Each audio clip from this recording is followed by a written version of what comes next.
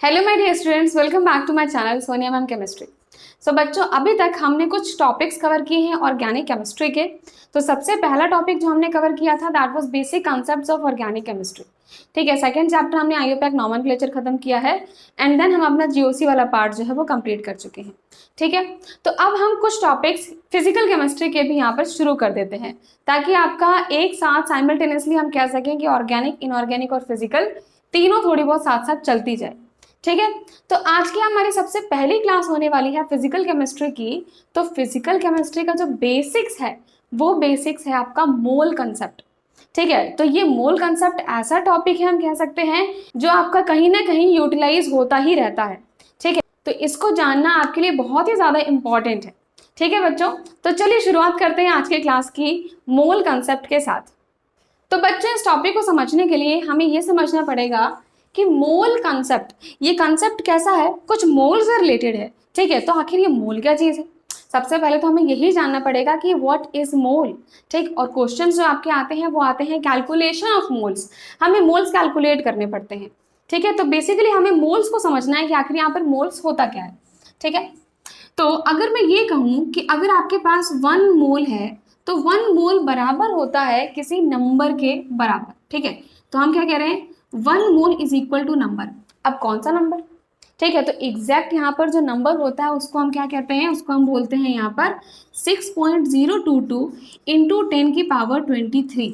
ठीक है, तो 1 मोल किसके बराबर है, 1 मोल इस नंबर के बराबर है। ठीक है, 1 मोल इक्वल टू कितना नंबर, 6.022 इंटू 10⁻23। ठीक, ये नंबर, अब इस नंबर को ना स्पेशली एक नाम दिया गया है, इसको हम बोलते हैं एवोगैड्रो नंबर। तो यहाँ पर हम सिर्फ एक नंबर ना लिखकर हम लिखते हैं इसको एवोगैड्रो नंबर।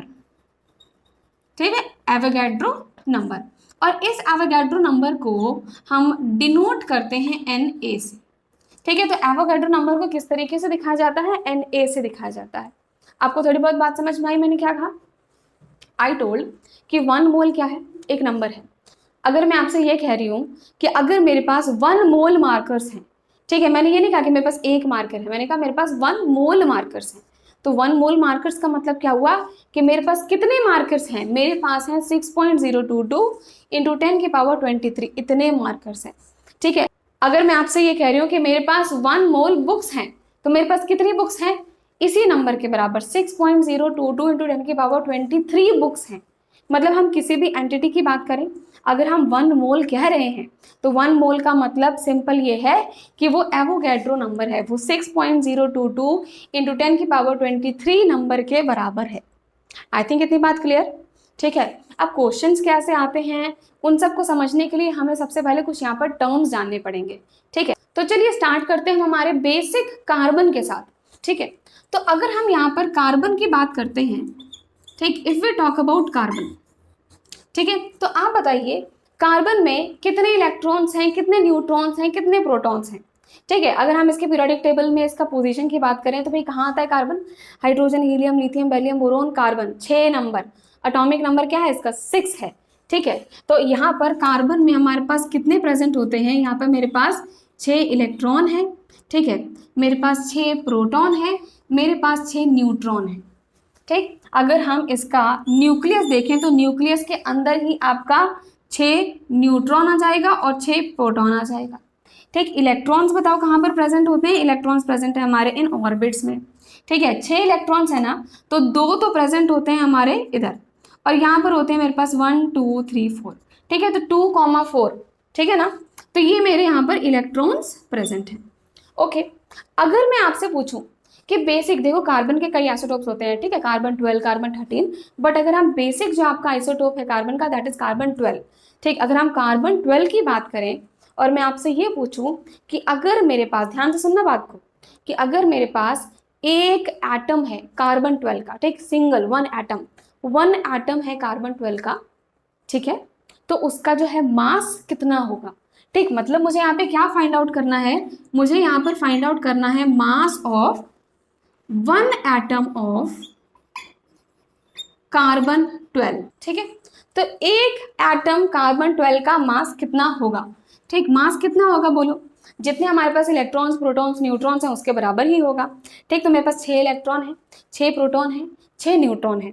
अगर मैं आपसे ये बोलूँ कि जो आपका 1 न्यूट्रॉन है इसका मास कितना होता है, तो इसका मास होता है 1.67 इंटू 10⁻⁻24 ग्राम्स।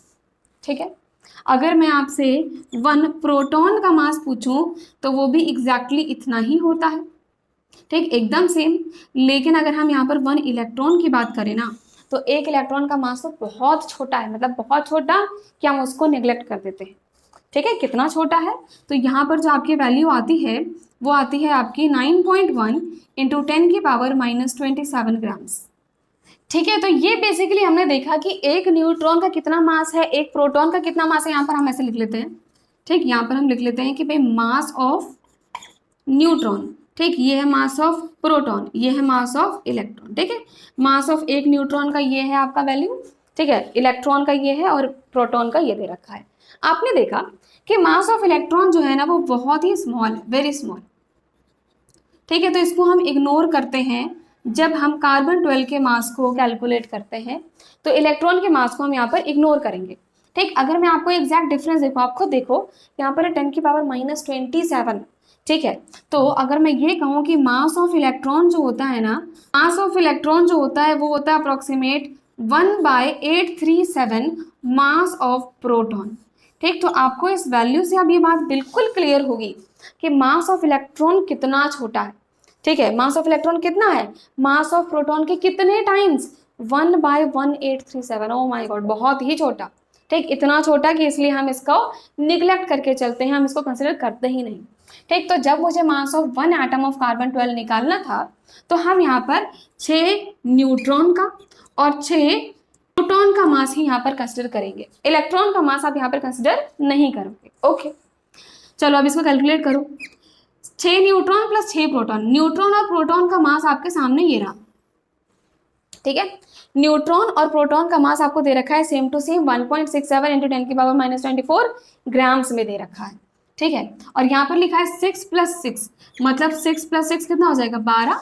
ठीक है, और 12 इंटू क्या है 1.67 इंटू 10⁻⁻24 ग्राम्स। ठीक है, ये हमारी यहाँ पर वैल्यू आ गई।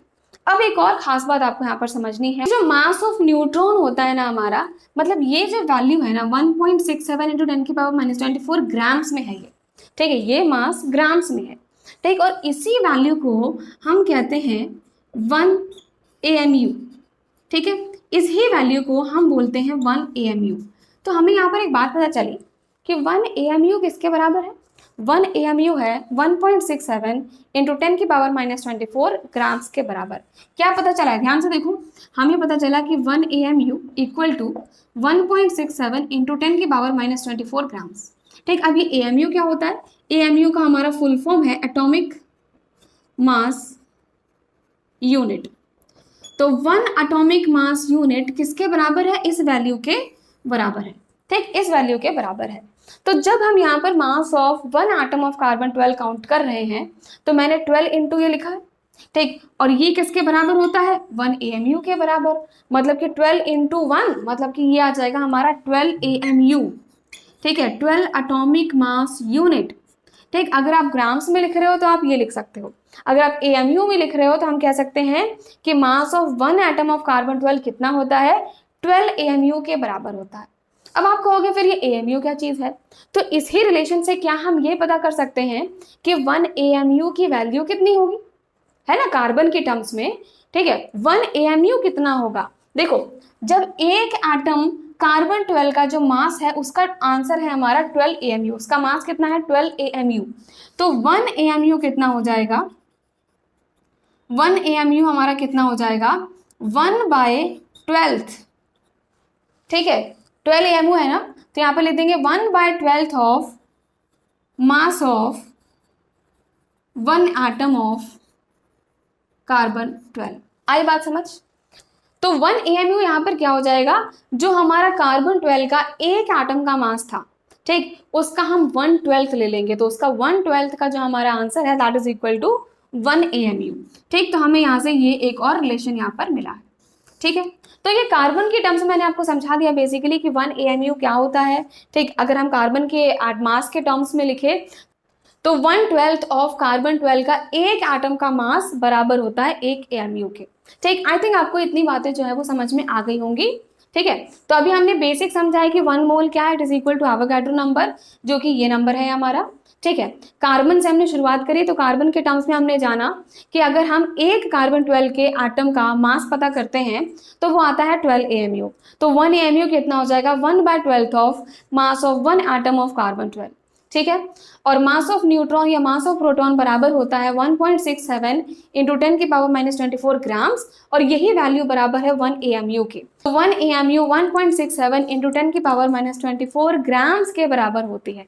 तो अब कार्बन के केस में अगर हम ये बात करते हैं कि 1 मोल अगर कार्बन आपके पास है, ठीक है, तो उसका जो है वो वेट क्या होने वाला है, ठीक, उसका मास जो है वो क्या होने वाला है। ठीक, तो अब हमें क्या फाइंड आउट करना है। अभी तक हमने देखा कि mass of 1 atom of carbon 12 AMU है। ठीक है, अब हम बात कर रहे हैं किसकी, 1 मोल ऑफ कार्बन 12। ठीक, अब हम किसकी बात करेंगे, 1 मोल कार्बन 12 की। ठीक है, तो 1 मोल का मतलब क्या था, 1 मोल का मतलब था कि इतना एवोगाड्रो नंबर के बराबर। ठीक है, इसका मतलब कि हम बात कर रहे हैं कि 1 मोल ऑफ कार्बन 12 एटम्स, तो हम बात करेंगे यहाँ पर किसकी, 6.022 इंटू 10⁻23 एटम्स, ठीक है, ऑफ कार्बन 12। ठीक, तो हम यहाँ पर अब 1 मोल जब कह रहे हैं तो 1 मोल मतलब होता है 6.022 इंटू 10⁻23। ठीक है, यहाँ पर ये कार्बन 12 के एटम्स थे, तो मैंने लिखा कि इतने एटम्स ऑफ कार्बन 12। ठीक है, अब हमें मास पता करना था। ठीक है, हमें मास पता करना था, और अभी हमने देखा कि mass of 1 atom of carbon होता है 12 AMU। लेकिन अगर हम ग्राम्स में देखें, ठीक, ग्राम्स में कितना आ रहा है, 12 इंटू 1.67 इंटू 10⁻⁻⁴ ग्राम्स। ठीक, तो यहाँ पर ये जो नंबर है वो तो हमें लिखना ही पड़ेगा। ठीक है, एवोगाड्रो नंबर तो लिखना ही पड़ेगा। और जो हमारा 1 एटम है कार्बन 12 का, उसका मास कितना है, उसका मास है मेरा 12 इंटू 1.67 इंटू 10⁻⁻⁴ ग्राम्स। ठीक है, ये आया। अब अगर हम इसको सॉल्व करते हैं तो सॉल्व करने के बाद इसका आंसर आ जाएगा हमारा 12 ग्राम्स।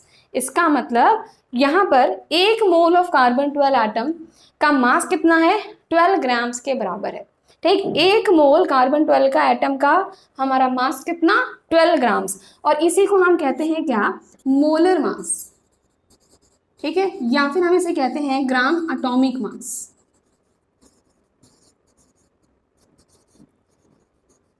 ठीक है, मोलर मास या फिर ग्राम एटॉमिक मास। मतलब एक इंपॉर्टेंट बात यहाँ से हमें पता चली है, वो क्या है कि देखो 1 मोल ऑफ कार्बन 12 एटम किसके बराबर है, 12 ग्राम्स के बराबर है। ठीक, और हमने कहा था कि mass of 1 atom of carbon 12 कितना है, 12 AMU है। ध्यान से देखिए, वैल्यू हमारी एज इट इज रही। जब हम एक एटम कार्बन 12 के मास की बात कर रहे हैं, ठीक, 1 एटम की बात कर रहे हो, 1 एटम का मास कितना है, 12 AMU। ठीक है, 1 मोल का मास कितना है, 12 ग्राम्स। तो जब मोल्स की बात कर रहे हो आप तो वैल्यू वही रही, बट ग्राम्स में हम लिख रहे हैं। ठीक है, जब हम मास ऑफ 1 एटम की बात करेंगे, ठीक है, तो हमने AMU में लिखा है, एटॉमिक मास यूनिट, मतलब कि एटम का मास हम बात कर रहे हैं। ठीक, 1 एटम की बात कर रहे हो, so we are saying atomic mass unit. ठीक है, 1 मोल की बात करेंगे तो ग्राम्स में लिखा जाता है, और इसको हम कहते हैं यही हमारा मोलर मास या फिर ग्राम एटॉमिक मास। तो आप यहाँ पर डेफिनेशन लिख सकते हैं मोलर मास की। बताओ मोलर मास की क्या डेफिनेशन हो जाएगी। मोलर मास हमारा क्या है, mass of 1 mole of substance, mass of 1 mole of substance in grams, ठीक है, इज कॉल्ड मोलर मास।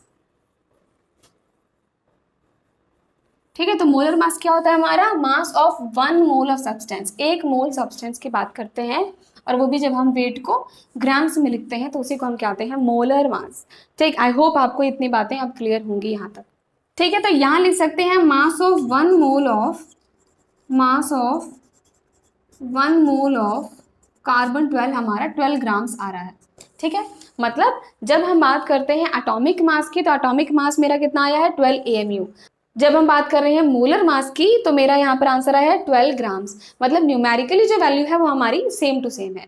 ठीक, तो हम यहाँ पर एक और पॉइंट नोट डाउन कर सकते हैं कि मोलर मास इन ग्राम्स, जो भी हम मोलर मास कैलकुलेट करते हैं ग्राम्स में, वो न्यूमेरिकली इक्वल होता है किसके, इज न्यूमेरिकली इक्वल टू किसके, एटॉमिक मास। अगर हम एटम की बात कर रहे हैं तो हम एटॉमिक मास कह सकते हैं, अगर हम किसी मॉलिक्यूल की बात कर रहे हैं तो हम मॉलिक्यूलर मास कह सकते हैं। ठीक है, तो किसी भी एटॉमिक मास या मॉलिक्यूलर मास की जो भी हमारी न्यूमेरिकल वैल्यू होगी, ठीक है, उस न्यूमेरिकल वैल्यू के बराबर ही हमारा मोलर मास होता है इन ग्राम्स। ठीक है, तो molar mass in grams is numerically equal to atomic mass या फिर मॉलिक्यूलर मास। ठीक है, इतना क्लियर है। अब जिस तरीके से हमने यहाँ पर एग्जाम्पल लिया था कार्बन का, वैसे अब हम यहाँ पर कार्बन की जगह दूसरा एग्जाम्पल लेते हैं। Let us take example of oxygen. तो अब यहाँ पर मैं बस थोड़े से चेंजेस क्या कर रही हूँ, यहाँ पर कार्बन की जगह मैंने यहाँ पर ऑक्सीजन की बात करनी। ठीक है, ऑक्सीजन की अगर हम यहाँ पर बात करें तो बताओ ऑक्सीजन का एटॉमिक नंबर क्या होता है, hydrogen, helium, lithium, beryllium, boron, carbon, nitrogen, oxygen 8। इसका मतलब इसके पास कितने कितने इलेक्ट्रॉन्स प्रोटॉन्स हैं, 8 इलेक्ट्रॉन, 8 प्रोटॉन एंड 8 न्यूट्रॉन। ठीक है, तो यहाँ पर इलेक्ट्रॉन्स को आप निग्लेक्ट करोगे, इसका मतलब हम सिर्फ जो मास कैलकुलेट करेंगे वो कैलकुलेट करेंगे प्रोटॉन और न्यूट्रॉन का। ठीक है, प्रोटॉन और न्यूट्रॉन का हमें यहाँ पर मास जो है वो कैलकुलेट करना है। ठीक है, तो इसको मैं एक बार रब कर दूं। यहाँ पर हम बात कर रहे हैं ऑक्सीजन की, ये सब हटा देते हैं अभी के लिए। तो यस, अब ऑक्सीजन के केस में अगर हम यहाँ पर चेक करें कि 8 प्रोटॉन और 8 न्यूट्रॉन्स हैं, तो mass of one atom of oxygen क्या होगा, 8 प्रोटॉन प्लस 8 न्यूट्रॉन। ठीक है, प्रोटॉन न्यूट्रॉन का आपको पता है, और 8 8 कितना होता है 16, तो 16 इंटू 1.67 इंटू 10 की पावर -24 ग्राम्स। ठीक है, इसको अगर हम कैलकुलेट करते हैं तो ये हमारा आ जाएगा 16 AMU। ठीक, मतलब कि जब हमने यहाँ पर एक एटम ऑक्सीजन का मास कैलकुलेट किया है, मतलब हम एटॉमिक मास कैलकुलेट कर रहे हैं। ठीक, दिस इज एटॉमिक मास, मतलब एटम का मास। ठीक है, तो ये आया हमारा 16 AMU। और अभी मैंने एक शॉर्ट ट्रिक भी आपको बताई थी कि जो हमारा एटॉमिक मास होता है ना, ठीक, उसका जो न्यूमेरिकल वैल्यू होगा वही हमारा होता है मोलर मास इन ग्राम्स। तो अगर मैं इसका मोलर मास कैलकुलेट करने की कोशिश करूं तो 16 ग्राम्स ही आना चाहिए। चलो देखते हैं कैसे आएगा। ठीक है, अगर हम बात करते हैं 1 मोल ऑफ ऑक्सीजन, कि 1 मोल ऑफ ऑक्सीजन कितना हुआ, कितने एटम्स हुआ, तो 1 मोल ऑफ ऑक्सीजन कितने एटम्स के बराबर होता है, इतना। अगर मुझे अब 1 मोल ऑफ ऑक्सीजन का मास निकालना है, ठीक है, अगर हम यहाँ पर बात कर रहे हैं mass of 1 mole of oxygen atom, ठीक है, अगर हम इसकी बात कर रहे हैं तो 1 मोल का वैल्यू हो गया है ये। ठीक है, और एक एटम का जो हमारा मास था ऑक्सीजन का वो था हमारा 16 इंटू 1.67, तो यहाँ पर 12 की जगह हम 16 लिख देंगे, 16 इंटू दिस, और इसको जब आप कैलकुलेट करोगे तो हमारा यहाँ पर आंसर क्या आएगा, क्या आंसर आ जाएगा 16 ग्राम्स।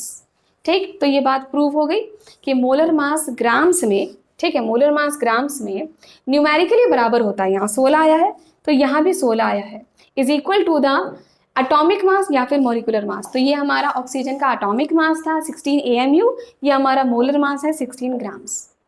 क्लियर इतनी बात। तो इसी तरीके से कभी कभी आपके एग्जाम्स में मोलर मास गिवन होता है। ठीक, अगर नहीं गिवन है तो वो बेसिक चीज़ें आपको आनी चाहिए, तो आप यहाँ पर याद भी कर सकते हैं कि कार्बन का जो हमारा मोलर मास है वो है 12, हाइड्रोजन की बात करें तो वो होता है 1 के बराबर। ठीक, ऑक्सीजन की बात करें so that is equal to 16, sodium की बात करें so it is equal to 23, chlorine की बात करें सो इट इज 35.5, नाइट्रोजन का होता है 14 और सल्फर का होता है 32। ठीक है, तो ये कुछ बेसिक वैल्यूज है जो आपके काम आ सकते हैं, हो सकता है एग्जाम में गिवन हो सकता है ना भी गिवन हो, तो आपको इसके बारे में पता होना चाहिए। ठीक है, चलिए बच्चों, तो आई थिंक आपको ये थोड़ी बहुत कहानी समझ में आई होगी मोल्स के बारे में। ठीक है, तो अब एक क्वेश्चन के थ्रू मैं समझाने की कोशिश करती हूँ कि आखिर हमने ये जो पढ़ा है वो किस काम का है। ठीक, किस टाइप के क्वेश्चंस आपके पूछे जाते हैं। ठीक है, तो चलिए क्वेश्चन देखते हैं। तो चलिए देखिए ये क्वेश्चन हमारा क्या लिखा है, find number of moles of oxygen atoms present in 64 gram of oxygen. क्या पूछा है आपसे, नंबर ऑफ मोल्स कैलकुलेट करना पूछा है। ठीक है, किसमें, ऑक्सीजन एटम्स के आपको नंबर ऑफ मोल्स कैलकुलेट करने हैं जो प्रेजेंट है 64 ग्राम ऑफ ऑक्सीजन में। ठीक है, हमें पता है ये बात कि 1 मोल ऑफ ऑक्सीजन एटम जो है वो किसके बराबर होता है, अभी जस्ट मैंने आपको कुछ वैल्यूज याद करवाई ना।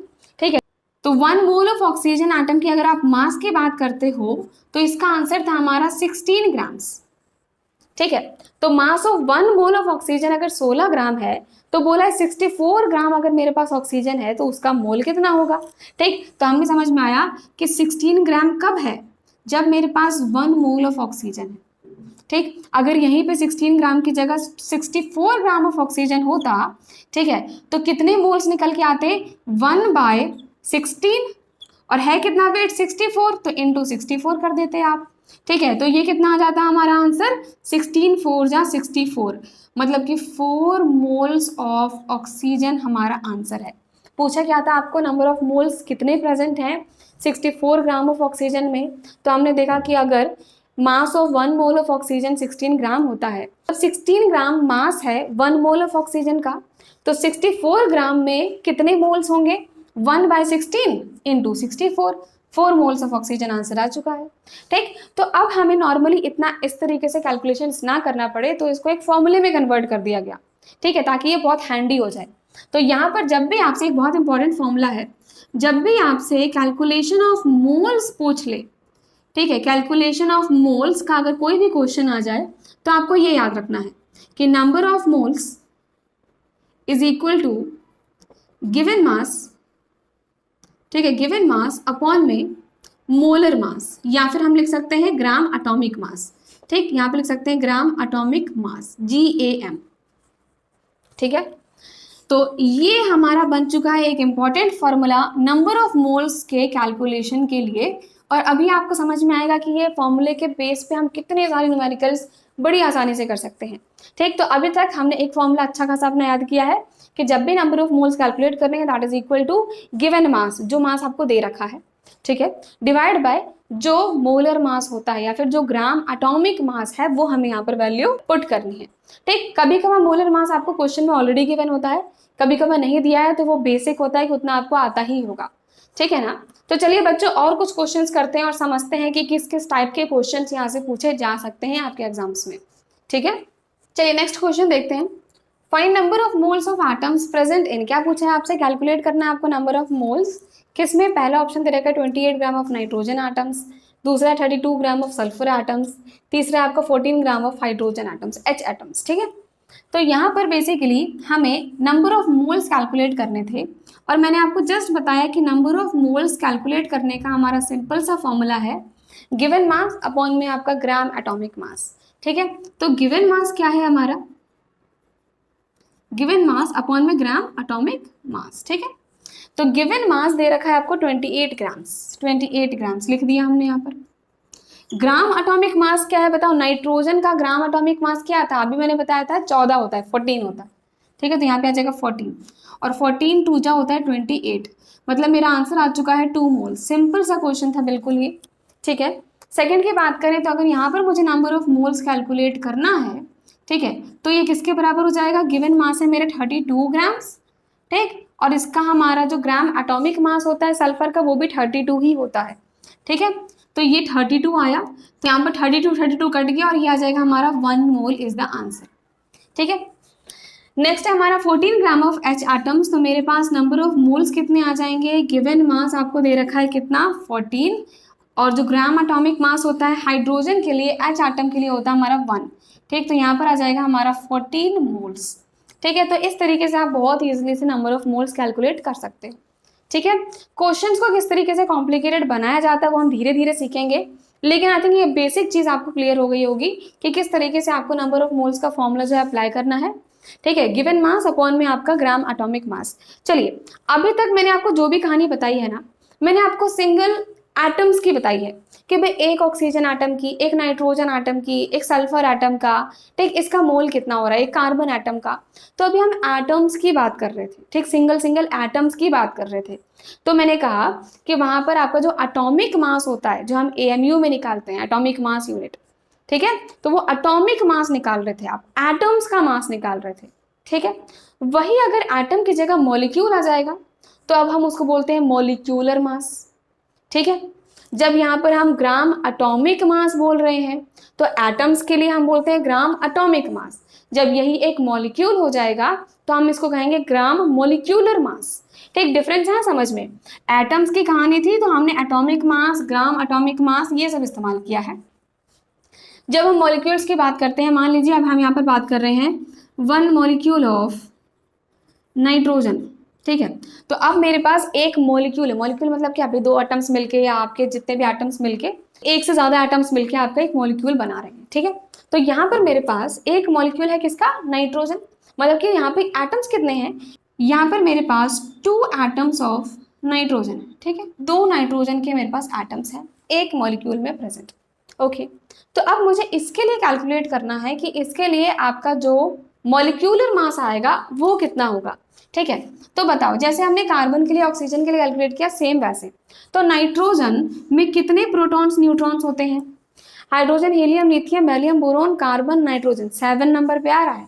तो यहाँ पर मेरे पास है 7 प्रोटॉन्स 7 न्यूट्रॉन्स, ठीक है, और 2 एटम्स हैं, ठीक। तो 2 एटम्स हैं इसलिए इनटू किया, 7 7 कितना हो जाएगा, 14 हो जाएगा। प्रोटॉन और न्यूट्रॉन का आपको मास पता है 1.67 इंटू 10 की पावर -24 ग्राम, सी आया। इसको आप कैलकुलेट करो तो यहाँ पर आ जाएगा मेरे पास 28, ठीक है, 28 AMU, ठीक है। तो ये क्या आया मेरा, यहाँ पर आया है एक मॉलिक्यूल, नाइट्रोजन के एक मॉलिक्यूल का हमारा जो मास है वो कितना है, वो 28 AMU है। So this is your molecular mass, ठीक है।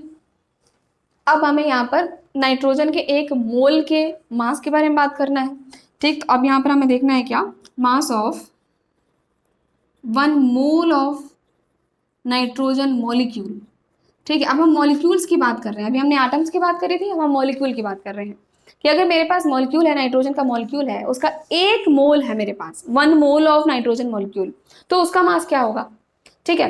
तो 1 मोल है, तो 1 मोल किसके बराबर होता है हमारा, 1 मोल बराबर होता है हमारा 6.022 इंटू 10 की पावर 23, 1 मोल लिख दिया मैंने, ठीक है। और मास ऑफ नाइट्रोजन मॉलिक्यूल क्या है, बोलो, mass of 1 molecule of nitrogen कितना है, वो है मेरा 2 इंटू 14 इंटू दिस, ठीक। तो हम क्या लिखेंगे, 2 इंटू 14 डायरेक्टली लिख दो 28, ठीक है, 28 इंटू 1.67 इंटू 10 की पावर -24 ग्राम्स, ये आ रहा है, ठीक है ना। तो mass of 1 mole of nitrogen molecule, 1 मोल मतलब कि 6.022 इंटू 10 पावर 23, और मास ऑफ 1 नाइट्रोजन मॉलिक्यूल मेरा कितना था, 28 इंटू दिस था, ठीक है, इतने ग्राम्स था, ठीक है। अगर हम इसको कैलकुलेट करते हैं तो कैलकुलेट करने पे हमारा 28 ग्राम्स आ जाएगा अब, ठीक है, it will be equal to 28 grams. तो सेम कहानी वही, जब हमने एटम्स की बात करी थी तो हमने कहा था जो आपका एटॉमिक मास आता है, ठीक, और जो आपका मोलर मास आता है या फिर हम कहें ग्राम एटॉमिक मास आता है, उनका न्यूमेरिकल वैल्यू इक्वल होता है, ठीक है। सिमिलरली अगर हम यहाँ पर, ये क्या है हमारा, दिस इज ग्राम मॉलिक्यूलर मास, ठीक है, ये हमारा ग्राम मॉलिक्यूलर मास, शॉर्ट फॉर्म में क्या कहेंगे, GMM, ग्राम मॉलिक्यूलर मास। तो जो ग्राम मॉलिक्यूलर मास है और जो हमारा मॉलिक्यूलर मास है, मॉलिक्यूल का जो मास है, उनका जो न्यूमेरिकल वैल्यू है 28, वो बराबर आता है। बस ये हमारा AMU में आएगा, ये हमारा ग्राम्स में आएगा, ठीक है। तो जैसे हमने नंबर ऑफ मोल्स कैलकुलेट किए थे एटम्स के केस में, ठीक, तो हम यहाँ पर ग्राम एटॉमिक मास लिखते थे। अब अगर हम मॉलिक्यूल्स के लिए कैलकुलेट करेंगे तो हमारा फॉर्मूला क्या हो जाएगा, फॉर्मूला तो सेम रहा, नंबर ऑफ मोल्स, ठीक है। मॉलिक्यूल्स की जब हम बात करें, यहाँ पर लिख लेते हैं in molecules, in case of molecules, ठीक है।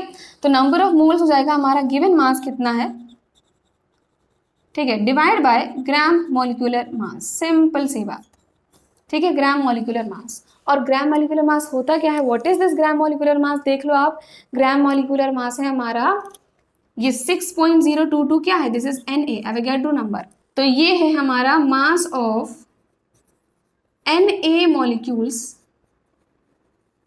इन ग्राम्स, ठीक है। ग्राम मॉलिक्यूलर मास क्या है, mass of Na molecules, Na मतलब एवोगैड्रो कांस्टेंट चाहिए हमारा वैल्यू, ठीक है। तो मास ऑफ इतने हैं molecules in grams. Gram atomic mass क्या है हमारा, ग्राम एटॉमिक मास है हमारा number of Na atoms in grams, ठीक है। एटॉमिक मास तो एटम्स की बात, ग्राम मॉलिक्यूलर मास तो हम यहाँ पर बात करें मॉलिक्यूल्स की, ठीक। इतना क्लियर है आपको। तो ये मैंने आपको नाइट्रोजन के मॉलिक्यूल के हिसाब से बताया है। चलो अब कोई और एग्जांपल ले लेते हैं, मान लीजिए अब यहाँ पर हम ऑक्सीजन मॉलिक्यूल ले लें, ठीक है।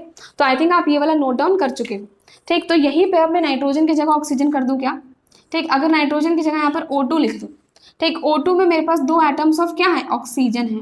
बताओ ऑक्सीजन आपका hydrogen, helium, lithium, beryllium, boron, carbon, nitrogen, oxygen, 8, ठीक है, तो 8 न्यूट्रॉन्स और 8 प्रोटॉन है यहाँ पर, ठीक, 8 न्यूट्रॉन 8 प्रोटॉन, ठीक है। तो 2 तो आएगा ही, और 8 8 होता है 16, तो यहाँ पर हम 16 लिख देंगे। ये वैल्यू हमारी वही सेम है प्रोटॉन न्यूट्रॉन के मास की, ठीक है। तो 16 2 जा होता है हमारा 32, तो यहाँ पर 32 AMU आ जाएगा। तो ऑक्सीजन का एक मॉलिक्यूल का मास, मॉलिक्यूलर मास कितना है, 32 AMU, ठीक है। अगर हम इसका ग्राम मॉलिक्यूलर मास निकालेंगे तो क्या आएगा, mass of 1 molecule of oxygen molecule, ठीक है, 1 मोल ऑफ ऑक्सीजन मॉलिक्यूल। तो 1 मोल, तो मैंने ये आपका एवोगाड्रो कांस्टेंट लिखा है। ऑक्सीजन मॉलिक्यूल का अगर हम मास की बात कर रहे हैं तो दैट इज 32 इंटू दिस, ठीक। तो 28 की जगह यहाँ पर मैं 32 कर दूँ, 28 लिखा था मैंने नाइट्रोजन के केस में, ना यहाँ पर ऑक्सीजन की बात कर रहे हैं, तो 32 आ जाएगा, ठीक है। इसको अगर हम सॉल्व करते हैं तो ये मेरा हो जाएगा 32 ग्राम्स में, ठीक है। तो ग्राम मॉलिक्यूलर मास क्या आया है, ग्राम मॉलिक्यूलर मास आया है हमारा 32 ग्राम्स, ठीक, ऑक्सीजन का, ठीक। मॉलिक्यूलर मास मेरा क्या आया है, 32 AMU। आई थिंक आपको इतनी बातें क्लियर है, ठीक है। एटम्स के केस में कैसे करना है, मॉलिक्यूल्स के केस में कैसे करना है, इज इट क्लियर। चलिए अब इसी बेस पे हम कुछ क्वेश्चंस करते हैं। तो चलिए चलते हैं क्वेश्चन नंबर 1 पे। तो फर्स्ट क्वेश्चन में आपको फाइंड मोलर मास, आपको इन सबके मोलर मास कैलकुलेट करने हैं, ठीक। आपको एटॉमिक मास पता है ऑलरेडी, ठीक। अगर हम एटॉमिक मास की बात करें, ठीक, जो हम AMU में कैलकुलेट करते हैं, ठीक है, नाइट्रोजन का होता है 14, ठीक है, फॉस्फोरस का होता है 31, ठीक है, H का होता है 1, ऑक्सीजन का होता है 16, सल्फर का होता है 32, इतना हमें पता है। अगर हम इसका मोलर मास कैलकुलेट करना चाहते हैं तो मैंने कहा था न्यूमेरिकल वैल्यू एटॉमिक मास के और मोलर मास की सेम होती है, ठीक है, बस वहां पर ये AMU में है, ये ग्राम्स में होगा, ठीक है। तो यहाँ पर पूछा है सिंपल नाइट्रोजन का, तो नाइट्रोजन का होता है 14 AMU, यहाँ पर हम लिखेंगे 14 ग्राम, सिंपल सी कहानी। अब ये नाइट्रोजन मॉलिक्यूल है, मतलब 2 एटम्स हैं नाइट्रोजन के, अगर 2 हैं तो 14 इंटू 2 कर दोगे, मतलब 28 ग्राम्स आ जाएगा, ठीक। फॉस्फोरस है हमारे पास, फॉस्फोरस का 31 AMU होता है, यहाँ 31 ग्राम होगा। यहाँ पर H2 है तो मॉलिक्यूल है हमारे पास, और एक H का 1 होता है, तो 1 इंटू 2 2 ग्राम्स आ जाएगा। ऑक्सीजन का होता है 16 AMU, यहाँ पर 16 ग्राम्स। ये ऑक्सीजन मॉलिक्यूल है, मतलब O2 है, तो 2 एटम्स हैं ऑक्सीजन की, मतलब 16 इंटू 2 यहाँ पर आ जाएगा 32 ग्राम्स, ठीक है। सल्फर का होता है 32 AMU, ये हो जाएगा 32 ग्राम्स, ठीक है। S8 है, मतलब सल्फर आपके पास 8 है यहाँ पर, ठीक, 8 एटम्स ऑफ सल्फर हैं, तो एक का हमारा 32 था, तो 32 इंटू 8 ग्राम्स, कैलकुलेट कर लो, आ जाएगा आंसर 256 ग्राम, हमारा इसका आंसर आ चुका है मोलर मास, ठीक है। तो ये मैंने क्वेश्चन कर लिया। अब आते हैं नेक्स्ट क्वेश्चन पर। नेक्स्ट क्वेश्चन है find number of moles of oxygen molecules in 64 gram of oxygen gas. आपसे यहाँ पर पूछा है नंबर ऑफ मोल्स कैलकुलेट करना है, किसका, ऑक्सीजन मॉलिक्यूल का, मॉलिक्यूल की बात कर रहे हैं हम, ठीक है, मॉलिक्यूल की बात कर रहे हैं। तो नंबर ऑफ मोल्स का फॉर्मूला बताओ क्या था, नंबर ऑफ मोल्स का फॉर्मूला था गिवन मास अपॉन में, ठीक है, ग्राम एटॉमिक मास या ग्राम मोलर मास। अब यहाँ पर मॉलिक्यूल है तो ग्राम मॉलिक्यूलर मास है हमारा, ठीक है। गिवन मास क्या है बोलो, 64 ग्राम्स है, 64 ग्राम्स, ठीक। ग्राम मॉलिक्यूलर मास क्या हो जाएगा, हमारे पास मॉलिक्यूल है ऑक्सीजन मॉलिक्यूल, और ऑक्सीजन मॉलिक्यूल के लिए जो मोलर मास होता है वो क्या होता है 32, ठीक है। तो यहाँ पर हम लिखेंगे 32, ठीक है, 32 ग्राम्स। तो 32 इंटू 2 मैं अगर करूँ तो आ जाएगा हमारा 64, तो आंसर है हमारा यहाँ पर 2 moles is the correct answer, ठीक है, ठीक है। नेक्स्ट क्वेश्चन देखते हैं। नेक्स्ट क्वेश्चन लिखा है find number of atoms of carbon present in 24 grams of carbon. देखो कोई बड़ी बात नहीं है, आपसे यहाँ पर नंबर ऑफ मोल्स डायरेक्टली नहीं पूछा, इनडायरेक्टली पूछा नंबर ऑफ एटम्स। अरे बाबा, एक मोल क्या था, एक मोल था हमारा, नंबर ऑफ एटम्स ही तो बताता था, 1 मोल था हमारा 6.022 इंटू 10⁻23 एटम्स, ठीक है। तो सेम वही कहानी, हमें मोल्स ही कैलकुलेट करना है, हमें बाकी कुछ और आता भी नहीं है, ठीक है। हमें यहाँ पर मोल्स ही कैलकुलेट करना आता है, हमें एक ही फॉर्मूला पता है, ठीक, वही अप्लाई करेंगे। Number of moles equal to क्या है हमारा, गिवन मास अपॉन में ग्राम एटॉमिक मास, एटम है ना, ठीक, कार्बन एटम है तो gram atomic mass. Given mass मेरा क्या है 24 ग्राम्स। ग्राम एटॉमिक मास क्या है, कार्बन का ग्राम एटॉमिक मास या मोलर मास क्या होता है, कार्बन का है मेरे पास यहाँ पर 12 ग्राम्स, ठीक है। तो 12 2 जा 24, मतलब मेरा आंसर आता है यहाँ पर मोल्स की अगर हम बात करें, ठीक है। तो 24 ग्राम कार्बन में अगर हम मोल्स की बात करते हैं तो 2 मोल्स आ रहे हैं हमारे, ठीक है, 2 मोल्स हैं, ठीक है। 2 मोल्स को अगर मैं एटम्स में कन्वर्ट करूं तो क्या हो जाएगा, 2 इंटू 1 मोल होता है हमारा 6.022 इंटू 10⁻23। तो 2 मोल्स हो जाएगा मेरा 2 इंटू दिस, ठीक है, मतलब कि इसको कैलकुलेट करके यही मेरा आंसर आएगा। तो इसको कैलकुलेट कर लेंगे, आ जाएगा 12.044 इंटू 10⁻23 एटम्स, ठीक है, ये मेरा आंसर आकर निकल चुका है। ठीक, तो आपसे नंबर ऑफ एटम्स पूछा था, कोई बात नहीं, मोल्स कैलकुलेट किया, 1 मोल में आपको पता है कितने एटम्स होते हैं, तो उसके हिसाब से 2 मोल्स आंसर आया था, तो 2 इंटू 6.022 इंटू 10⁻23 कर दिया, ये मेरे एटम्स निकल कर आ चुके हैं। नेक्स्ट क्वेश्चन देखिए, find mass of H atoms present in 22 gram of methane. अब मॉलिक्यूल की बात करिए, कौन सा मॉलिक्यूल, मीथेन, मतलब कि CH4, ठीक है।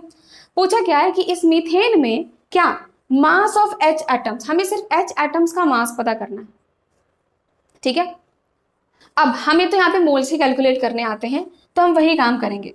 तो हमने अपना वही फॉर्मूला लगाया कि number of moles of methane, ठीक, मीथेन के हम नंबर ऑफ मोल्स की बात करें तो गिवन मास कितना है मेरा, गिवन मास है मेरा 32 ग्राम्स, और मोलर मास मेरा क्या है, मतलब ग्राम मॉलिक्यूलर मास मेरा क्या है, ग्राम मॉलिक्यूलर मास में मुझे अब क्योंकि मेरे पास मॉलिक्यूल है तो मुझे सबका काउंट करना पड़ेगा, ठीक है। तो कार्बन का कितना होता है 12, हाइड्रोजन का होता है 1, और ये 4 है तो इंटू 4 कर दिया, ठीक। तो 32 डिवाइड बाय 12 प्लस 4 कितना हो जाएगा 16, तो 16 2 जा 32, मतलब कि यहाँ पर जो मेरा आंसर आ रहा है मोल्स में वो है मेरे पास 2 मोल्स ऑफ मीथेन, मेरे पास 2 मोल्स ऑफ मीथेन है। अब ध्यान से देखना, 2 मोल्स ऑफ मीथेन, ठीक है। अगर मैं आपसे ये बोलूं कि 1 मोल ऑफ CH4 में बताओ मीथेन में कितने मोल मेरे H हैं, ठीक है, H एटम्स के कितने मोल हैं, तो 1 मोल CH4 में आप देख रहे हो कि आपके पास 4 H हैं, है ना, 4 H हैं, तो हम लिख सकते हैं यहाँ पर कि 4 मोल्स ऑफ H एटम्स। तो 1 मोल CH4 में 4 मोल हैं H एटम्स के, तो 2 मोल में कितने होंगे, 2 मोल में कितने हो जाएंगे, जब 1 में 4 हैं तो 2 में 8 नहीं होंगे क्या, ठीक है। तो यहाँ पर आ जाएगा मेरा 8 मोल्स ऑफ H एटम्स, ठीक है। तो हमारा यहाँ पर 2 मोल्स निकला था, और 2 मोल CH4 में मेरे पास कितने हैं मोल्स H एटम्स के, 8 मोल्स हैं। आपसे पूछा क्या, आपसे पूछा है मास ऑफ H एटम्स, आपसे मोल्स अभी भी नहीं पूछा था, तो अभी हमें मोल्स पता लग चुका है कि 8 मोल्स हैं H एटम्स के, but we want to know the mass. तो हमारा फॉर्मूला लगाएंगे कि भैया नंबर ऑफ मोल्स का फॉर्मूला होता है हमारा गिवन मास अपॉन में मोलर मास, ठीक है, गिवन मास अपॉन में ग्राम मॉलिक्यूलर मास, ठीक है। नंबर ऑफ मोल्स मेरे कितने हैं, नंबर ऑफ मोल्स है मेरे 8, ठीक, नंबर ऑफ मोल्स मुझे पता है 8, ठीक है। गिवन मास कितना है बोलो, गिवन मास मुझे नहीं पता है, हम यहाँ पर number of moles of H atoms की बात कर रहे हैं ना, H एटम्स की बात कर रहे हो आप, तो मुझे H एटम्स का तो मास नहीं पता, ये तो मास मुझे पूरे मीथेन का पता था, ठीक है। तो मतलब मुझे गिवन मास नहीं पता है, मुझे यही तो मास कैलकुलेट करना है, I don't know the mass of H atoms, ठीक है, यही कैलकुलेट करना है मुझे, mass of H atoms he calculate करना है, ठीक है। तो ग्राम मॉलिक्यूलर मास क्या होगा H एटम का, ग्राम मॉलिक्यूलर मास तो H एटम का वही रहेगा, एक H का होता है हमारा 1, ठीक, H होता है हमारा 1, तो ये हमारा 1 ही रहा, और कैलकुलेट करने पे मेरा आंसर आ चुका है कि भैया 8 इक्वल टू मास अपॉन 1 है, ठीक है। तो मास कितना हो जाएगा, मास ऑफ H एटम कितना आ जाएगा, 8 इंटू 1 मतलब कि 8, तो हमारा आंसर निकल चुका है, मास ऑफ H एटम है हमारा 8 ग्राम्स। चलिए बच्चों, तो आई थिंक आपको कुछ क्वेश्चन समझ में आए होंगे कि वही फॉर्मूला अप्लाई करना है, डिफरेंट तरीकों से क्वेश्चन आ सकता है, ठीक है। तो चलिए इसी कॉन्सेप्ट पे एक लास्ट क्वेश्चन कर लेते हैं और, ठीक है। चलिए लास्ट क्वेश्चन देखते हैं, हमें यहाँ पर लिखा है फाइंड 98 ग्राम ऑफ H2SO4। तो आपको दे रखा है कि H2SO4 में 98 ग्राम H2SO4 में ये सारी चीजें आपको कैलकुलेट करनी है, ठीक है। तो H2SO4 के लिए हमारे पास क्या क्या है, एक तो H है, H का आपका एटॉमिक मास क्या होता है 1, सल्फर का क्या होता है 32, ऑक्सीजन का क्या होता है 16, इतना हमें बेसिक पता है, ठीक है। चलिए करते हैं क्वेश्चंस। सबसे पहला लिखा है मोल्स ऑफ H2SO4 मॉलिक्यूल्स, ठीक है। तो हमें यहाँ पर नंबर ऑफ मोल्स कैलकुलेट करने हैं, किसका, H2SO4 मॉलिक्यूल का ही करना है, ठीक है। तो नंबर ऑफ मोल्स कैलकुलेट करने के लिए हमारे पास फॉर्मूला क्या था, नंबर ऑफ मोल्स था हमारा गिवन मास है मेरा 98 ग्राम्स, ठीक है, 98 ग्राम है ये, ओके, अपॉन में ग्राम मॉलिक्यूलर मास मेरा क्या है, ग्राम मॉलिक्यूलर मास किसका होगा, H2SO4 का ही होगा। ठीक है, तो H मेरे पास 2 है, मतलब 1 इंटू 2, ठीक है, प्लस सल्फर मेरे पास 1 है, मतलब प्लस 32, प्लस ऑक्सीजन मेरे पास 4 है, मतलब 16 इंटू 4। अगर आप इसको कैलकुलेट करते हो तो ये भी 98 ही आता है, और ये कैंसिल होकर हमारा आंसर आ जाएगा 1 मोल। ठीक है, ठीक है। सेकेंड यहाँ पर कैलकुलेट करना है हमें मोल्स ऑफ सल्फर एटम्स। ठीक, तो आपको दिख रहा है कि मेरे पास एक H2SO4 मॉलिक्यूल है, ठीक है, और मेरे पास 1 मोल ऑफ H2SO4 मॉलिक्यूल है। तो जब 1 मोल H2SO4 है तो उस 1 मोल में मेरे पास एक ही सल्फर एटम का मोल होगा ना। ठीक है, तो मोल्स ऑफ सल्फर एटम्स मेरा क्या हुआ, 1 मोल ही आएगा, एक ही ना है, एक ही प्रेजेंट है। ठीक है, अब number of sulphur atoms count करना है। जब 1 मोल ऑफ सल्फर एटम्स हैं तो जब इसको एटम्स में काउंट करोगे तो ये हो जाएगा 6.022 into 10⁻23 atom. Simple, 1 mole equal to इतना ही होता है, 1 मोल सल्फर एटम्स थे तो इतने एटम्स हो गए। ठीक है, अगला पूछा मोल्स ऑफ H एटम्स, बताओ H एटम्स के कितने मोल्स होंगे। तो हमने देखा कि जब 1 मोल H2SO4 है उसमें मेरे पास 2 H है, इसका मतलब मेरे पास H के यहाँ पर 2 मोल्स प्रेजेंट है। ठीक है, 2 मोल्स। नेक्स्ट पूछा है ग्राम एटम ऑफ H। अब आप कहो कि ग्राम एटम तो नहीं पता, ग्राम एटम कुछ नहीं होता है, मोल्स ही होता है। तो अगर कहीं ग्राम एटम लिखा है डोंट बी कंफ्यूज, ये मोल्स ही है, मोल्स ही पूछ रहा है। ठीक है, तो मोल्स ऑफ H पूछा है, यहाँ पर 2 मोल्स ही मेरा आंसर है। ठीक है, फिर लिखा है mass of sulphur atom. Sulphur atom का मास पता करना है। ठीक है, मास पता करने के लिए हमें फॉर्मूला अप्लाई करना ही पड़ेगा। ठीक है, तो हमारा फॉर्मूला क्या था, number of moles equal to mass, मतलब गिवन मास अपॉन में ग्राम मॉलिक्यूलर मास। ठीक है, सल्फर एटम की बात कर रहे हैं तो सल्फर एटम का ग्राम मॉलिक्यूलर मास कितना होता है, 32। तो यहाँ से हटा के मैंने 32 लिख दिया। ठीक है, क्या मुझे इसका मास पता है, नहीं पता है, मुझे तो मास कैलकुलेट करना है। नंबर ऑफ मोल्स मुझे पता है क्या सल्फर के, अभी हमने कैलकुलेट किया था, मोल्स कितने हैं सल्फर एटम का, 1 मोल है, तो इसकी जगह हम यहाँ पर लिख देंगे क्या, 1। तो मास मेरा क्या आ जाएगा, 32 इंटू 1, मतलब यहाँ पर मास ऑफ सल्फर एटम कितना आता है, 32 ग्राम्स, आंसर। ठीक है, लास्ट पूछा है मोल्स ऑफ ऑक्सीजन एटम्स। तो कितने मोल्स हैं ऑक्सीजन के, एक हमारा मोल था H2SO4 का, और ऑक्सीजन है मेरे पास 4, तो 4 मोल्स हैं मेरे ऑक्सीजन के। सिंपल सी कहानी। ठीक है, इस तरीके से आप अपना ये जो मोल कॉन्सेप्ट है, ठीक है, नंबर ऑफ मोल्स आप कैलकुलेट कर सकते हो, और इस तरीके से डिफरेंट वे के क्वेश्चंस आपसे एग्जाम में पूछे जा सकते हैं। आई होप आपको इतनी बात क्लियर होगी। ठीक है, तो आज के क्लास में हमने बहुत बेसिक से स्टार्ट किया है, बहुत बेसिक बातें समझी। ग्राम एटॉमिक मास क्या है, ग्राम मोलिकुलर मास क्या है। ठीक है, अगर आपके पास कोई एटम्स हैं या फिर कोई मॉलिक्यूल्स है तो उसमें हम नंबर ऑफ मोल्स कैसे कैलकुलेट करते हैं। ठीक है, अगली क्लास में इसको फर्दर आगे कंटिन्यू करते हैं और समझते हैं हमारे कंप्लीट मोल कंसेप्ट को। तो इसी तरीके से बने रहिए और वेट करिए second lecture of mole concept का। आई होप आज की क्लास आपको समझ में आई होगी। अगर आपको कोई भी डाउट्स लगते हैं you can ask me in the comment box. ठीक है, I will surely answer. Okay बच्चों, see you soon in the next class. Thank you so much, bye bye.